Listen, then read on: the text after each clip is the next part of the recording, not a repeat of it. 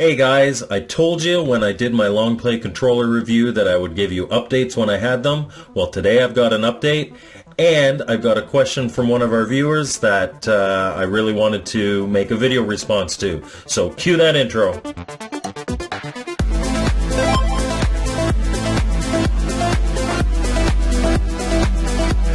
Welcome to Mike's Gaming Gala. I'm Mike, and today we've got an update on our long play disc controller. David from DCPFX has received the package that I sent him, and I'm going to have a video call with him and just kind of talk about the opening ideas of what we could do to make it better. But first, we had a question from Dad Rinnan on my long play controller review, just asking, if the long play controller isn't perfect, couldn't we just 3D print a replacement for this disc to add a thumbstick? Now the short answer is yes, of course we could. This is not attached to anything, it's just a plastic piece. And in fact, there are products out there where you could stick a joystick onto this disc and have it kind of outside and move it around. But there are a few other reasons why we wouldn't want to use this as a basis for creating something that would draw more people to the Intellivision, or maybe cure the woes that people have with this controller. So we're going to take a closer look at it, and I'll explain kind of what I mean. Okay, so looking at this from the perspective of somebody who doesn't like the Intellivision controller. Well, first of all, at least from a modern standpoint, having this in its vertical orientation, this is a very early 80s thing that a lot of modern gamers are going to be more used to a horizontal feel. So having your hands like this, and you kind of tuck your thumb in, and then you've got your action buttons on the side, and then your thumb hitting all this, that in itself is going to be something that a lot of people don't like. The other thing that's really going to put people off, and speaking from the perspective of people who do not like the Intellivision controller, this mushy disc, and it doesn't feel responsive to them, and we're going to open this up and I'll kind of explain why. So when we take this lid off, you can see the disc here, and in fact all the buttons. This is a very 80s thing. A lot of keyboards were done like this, but it's sheets of mylar with a conductive material that kind of, when pressed, will connect and act as your button pushes. Now this itself, there's nothing wrong with that. It works perfectly fine. The ColecoVision controller did this. A lot of other controllers did this. But where the point of contention is the only resistance to you pressing on this disc is this central spring. So this goes in here, and when you press left, there's no resistance on the left. There's no resistance on the edge at all when you're pressing this. The resistance all comes from the center. And what that does is it makes it feel really mushy.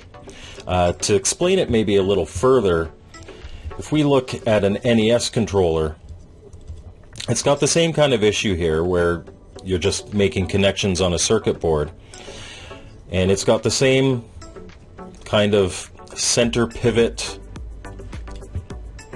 plastic piece here that you would roll your thumb over. But when you do, there's this rubber gasket, and what that rubber gasket does is it gives you resistance at the point of pressing. So if this is in the center and it's lined up properly, when I press this top button, I can feel it's only pressing that top button. It's not like I'm trying to press the whole thing down. There's resistance on each button press, and that's what people are used to, and I think that's what people are looking for in this new long play controller. The other thing is, not everybody is comfortable opening their stuff up, especially this mylar here. It is the most common failure of these controllers is this deteriorates over time. Even the newest Intellivision controllers are going to be 40 years old soon. So I know a lot of people probably even though it's only 4 screws, there's really nothing you can wreck in here, are going to be very hesitant to open up and even replace something simple like this. And even if they do, that then becomes a permanent change. And so that's a big reason why I don't think people want to do that. And that's why, despite its flaws, I think that the long play disc controller, with its horizontal format and its micro switch board, it's a solid circuit board, I think that's a good basis to work off of, and actually probably a better basis than the original Intellivision controller. So thank you for the question. Okay, now for the update that you've all been waiting for. I was able to have a video call with David from DCPFX yesterday, and this is how it went. Hey Dave, how's it going? Hey Mike, it's all good, it's all good. Actually, I'm going to take these off so there's no glare. Okay. Where are you? I'm not that blind. Okay, so you've received the long play controller that I sent you.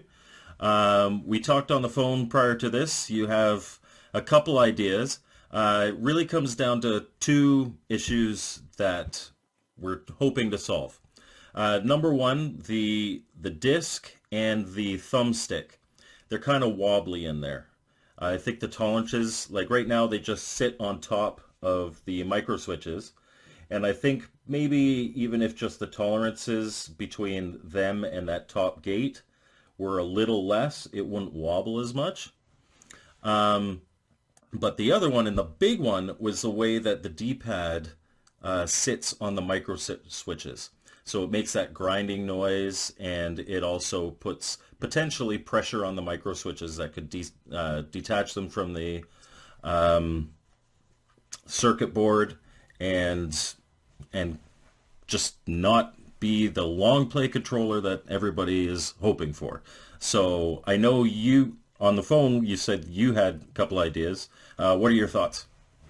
Well, what I was thinking about, Mike, and anyone listening, I do apologize. I have new Invisalign, so sometimes I'm a little mumbly. I'm at week 4. It's been a joy. It's been a joy. I'd say goodbye to steak for the next year. What I was thinking about doing is for this year, because as you're saying, it cuts into the switches. I was thinking about printing a plate to go inside to keep everything in place that will have holes for the buttons, and then changing these pieces as I go in and add some teeth to them so they will actually fit into the switches, so they're not actually pushing and tearing against switches, they're just pushing down on them. That was my first thought. My second thought was to even go one step further, maybe throw a spring in here and then make this a mountable system. So do you want the D-pad? It pushes in, twists, and clicks into place. You want a thumbstick? It pushes in, twists into place, and then by having the spring pushing out to keep it from going anywhere, and you have the one system in the bottom that doesn't go anywhere, and you're not putting any extra torsion on the switches themselves. Okay, so for the thumbstick and the disc, you would eliminate its ability to just spin freely.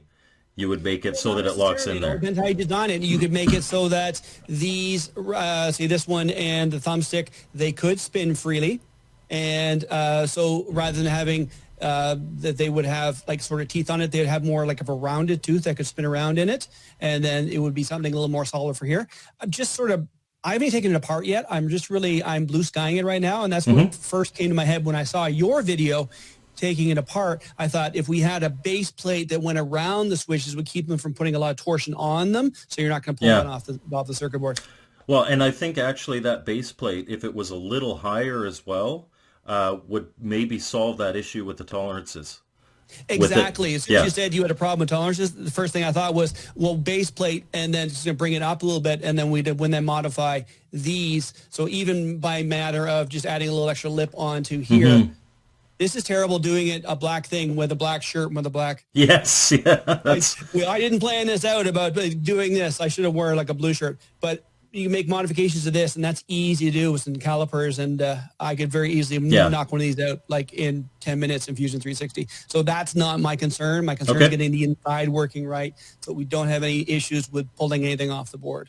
Okay. And I mean, I know personally from my standpoint, if you made something that made it so that especially the D-pad and the thumbstick to a lesser point, the disc. I mean, if people like the disc, they can use their original controllers. It's more my mindset. But if you make something that really feels good for movement, but it eliminates that spin, personally, I don't have an issue with that. That's something that people could decide whether they want to use or not, but I think that it could actually be really nice for precision. I don't know if you watched my recent Go Sub video, but I had a little montage there of me keeping crashing into the side of walls when nothing was there. I did do that. No, I've seen all your videos, Mike. I watch them all. I shows up on Facebook. I'm in there. I'm there. I'm one of your subs. And if you aren't subbed to this channel, Awesome. You better be subbed to this channel. I'm subbed with both my personal and my MGG account, so you got 2 from me. Yes. I mean, if you're not subbed to your account, you can sub to my account all you want. Oh, okay. But no, if you aren't subbed to MGG, definitely check it out. Because as I said in my video when I talked about I got this, I am not a gamer by any means. But so the fact you have such a love for this, I just love watching that because you have such a I don't know, a desire to play with these old games. Like I'm 56 years old. Well, I will be this summer. And I never in my life has played Intellivision or ColecoVision. I had a 2600, but that's it. You know, I didn't play with any of these things. And watching you play them and just the glee, the joy in your eyes, like I'm doing this. Spiders, love spiders, hate spiders, like whatever it was. It's like, all right, this is a guy with a passion. I appreciate it. Thank you. That's why I watch them. That's why I watch other things on YouTube, because these people have got passion. They love what they're doing. So like me, I have passion for my Omni. Your 3D props. I saw that video today. Beautiful Omni.